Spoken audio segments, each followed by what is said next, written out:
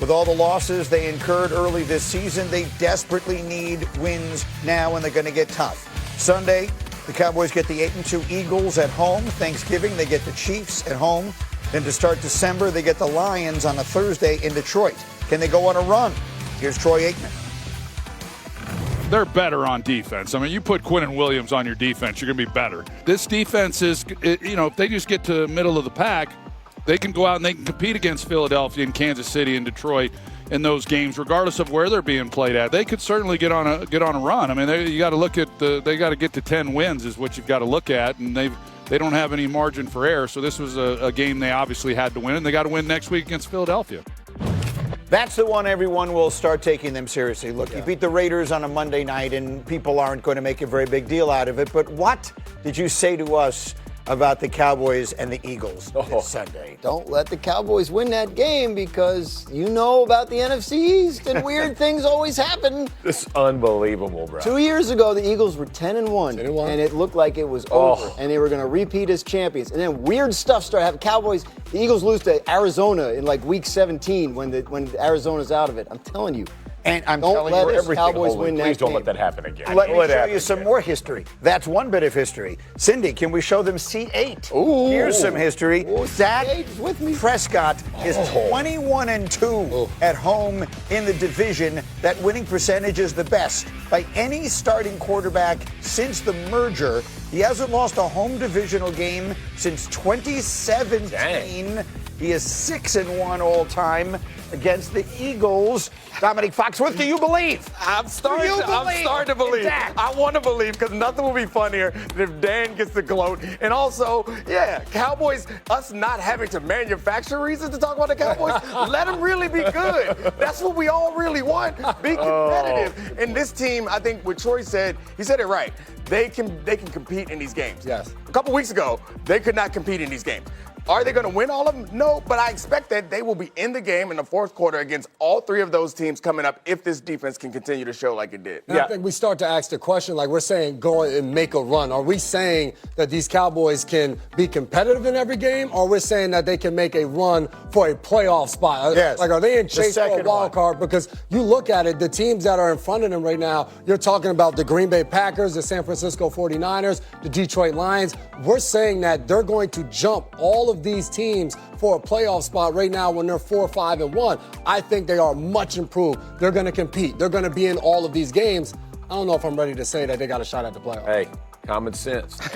We'll hold the line. Someone's got to do it. That's right. Common sense would hold that somebody would have repeated as division champion at some point in the last 20 years. That's all I'm saying. Weird stuff. Right. Look, the defense only has to be okay. Like, it only has to be passable. The offense is elite. They can absolutely be competitive in these games that they have coming up. And there's sneaky, huge news coming out of Philadelphia. Again, it's the Eagles and the Cowboys this weekend, and Philadelphia will play that game without right tackle Lane Johnson, who suffered a Liz Frank injury during Sunday's win over the Lions. It is not expected to be season-ending, but he could be headed to injured reserve.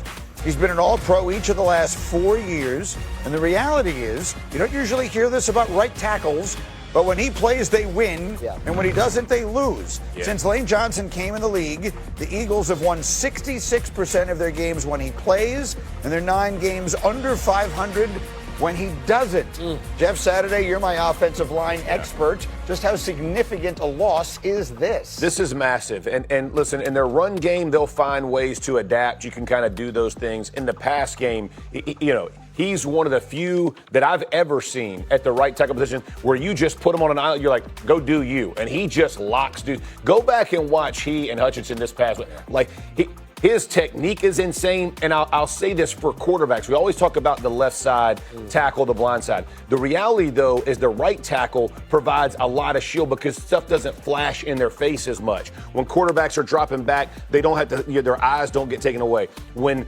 he's not there, it matters because guys get pushed into the pocket, get pushed into Jalen Hurts. All of a sudden, balls are errant. Bad things can happen. I had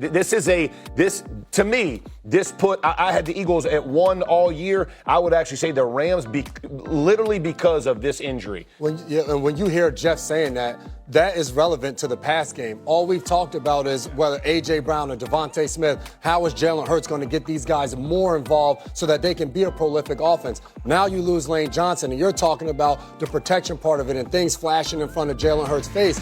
That doesn't help me feel better about the Eagles and him finding ways to get the ball on the outside to his weapons. So this is the part of the program where I, as the host, am contractually obligated to question a team that is the defending Super Bowl champion and currently the number 1 seed in the NFC.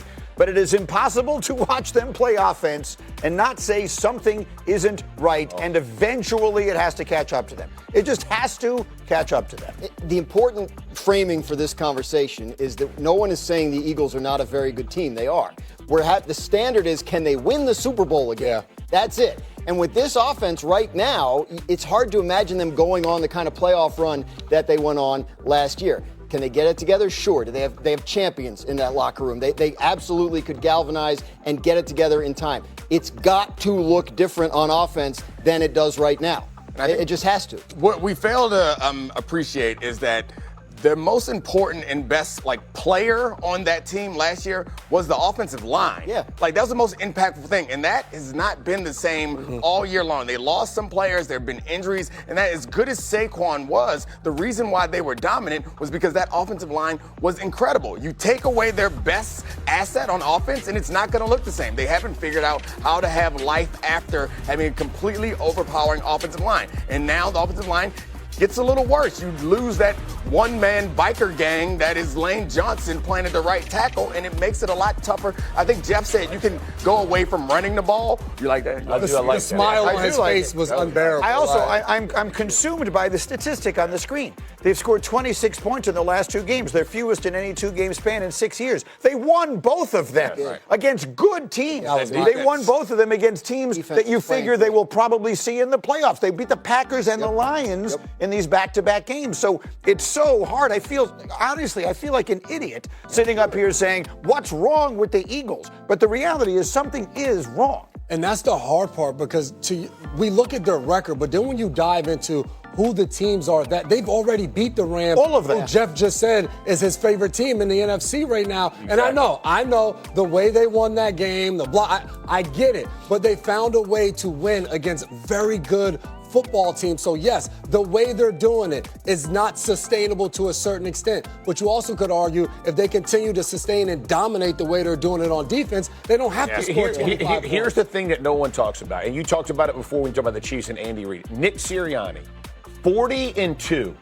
40 wins, 2 losses when his team wins the turnover battle. Yeah. 40-2, bro. That ain't lucking into wins. 40-2. This team has morphed. We always talk about how do teams find ways to win.